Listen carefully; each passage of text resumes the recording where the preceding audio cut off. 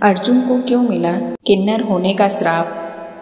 माना जाता है महाभारत में पांचों पांडव किसी न किसी देवता का स्वरूप थे। अर्जुन को देवराज इंद्र का धर्म पुत्र माना जाता है।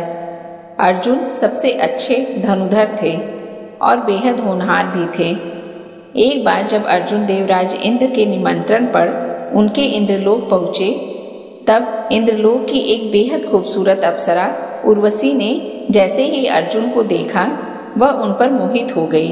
उर्वशी अर्जुन के साथ समय व्यतीत करने और अर्जुन के बारे में और जानने के लिए उनके कक्ष में पहुंच गई, जहां अर्जुन आराम कर रहे थे। उर्वशी अर्जुन के लिए अपना प्रेम भाव जताना चाहती थी, लेकिन जैसे ही यह अर्जुन से मिली तो अर्जुन ने उनका अभिवादन हाथ जोड़कर माँ के स्वरूप में किया। अर्जुन के मुख से अपने लिए माँ शब्द सुनकर अप्सरा के मन को ठेस पहुंच गई। वह नाराज हो गई और बेहद क्रोधित भी हो गई। क्रोध में आकर अप्सरा ने अर्जुन को श्राप दे दिया कि भविष्य में वह एक किन्नर बन जाएंगे और नपुंसकता के शिकार बन जाएंगे। अप्सरा ने अर्जुन से कहा कि वह पूरा जीवन नाचने और गाने में बिता देंगे और साथ ही उनका सारा पुरुषत्व खत्म हो जाएगा। अर्जुन यह श्राप सुनते ही भयभीत हो गए और देवराज इंद्र के पास पहुंच गए। देवराज इंद्र ने अप्सरा से अनुरोध किया कि अर्जुन से न जाने में यह गलती हुई है, क्योंकि अर्जुन का मन साफ है, इसलिए उन्होंने उर्वशी को मां समान दर्जा दिया।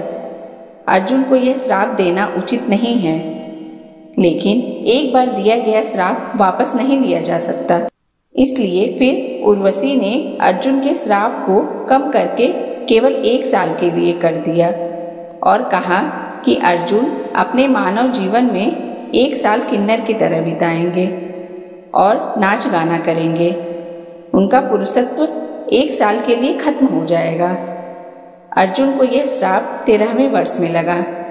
अर्जुन तब अज्ञातवास में थे और यह श्राप अर्जुन के लिए वरदान साबित हुआ, क्योंकि इस श्राप के कारण ही अर्जुन अज्ञातवास में अपनी पहचान छुपा पाए और एक स्त्री के रूप में अज्ञातवास में 1 साल रहे, जहां उन्हें कोई भी पहचान नहीं पाया। अर्जुन बृहनल्ला नाम की नर्तकी बने रहे और बृहनल्ला बनकर अज्ञातवास में अर्जुन ने विराट नगर के राजा विराट की पुत्री उत्तरा को नृत्य सिखाया था। उत्तरा का विवाह बाद में अर्जुन के पुत्र अभिमन्यु से हुआ। इससे हमें सीख मिलती है कि अगर आपके मन में इसी प्रकार की बुरी भावना ना हो, आपका मन साफ हो, तो गलती से मिला हुआ श्राप भी वरदान का कार्य करता है।